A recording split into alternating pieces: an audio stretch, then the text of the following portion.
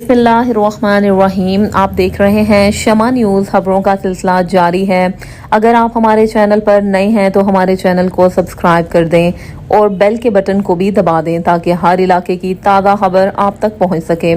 शामिल करते हैं स्क्रीन से खबर, जिसकी तफसील के लिए चलते हैं नुमाइंदा शमा न्यूज़ गुल मोहम्मद लगारी की जानिब। जी बिल्कुल। पाकिस्तान तहरीक इंसाफ के मरकज़ी रहनुमा और साबिक सूबाई वजीर रसूल रसूल ने सकरन प्रेस क्लब पहुंचकर प्रेस क्लब की नौमुंतखब बॉडी के अहदेदारान को मुबारकबाद दी।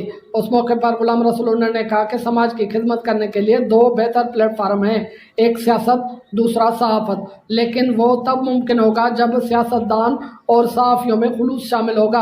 हम समझते हैं कि सकरन प्रेस क्लब का सहाफत के मैदान में नुमाया किरदार रहा है, जिसको खिदमत भी कह सकते हैं।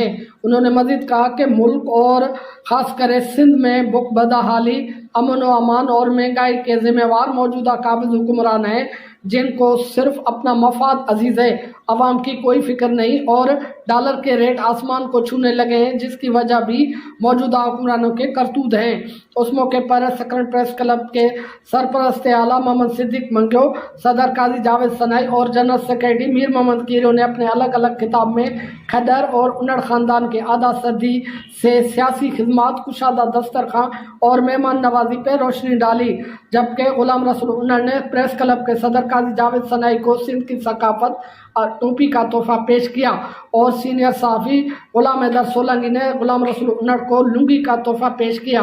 उस मौके पर सकरन प्रेस क्लब के इंफॉर्मेशन सेक्रेटरी गुल मोहम्मद लगारी ने रईस गुलाम रसूल उन्नड़, अब्दुल रज़ाक सोलंकी, सारंग उन्नड़, रियाज राजपूत और अब्बास अली उन्नड़ समेत प्रेस क्लब में आने वाले मेहमानों को इस्तकबालिया पेश किया। गुल मोहम्मद लगारी, शमा न्यूज़, नवाबशाह।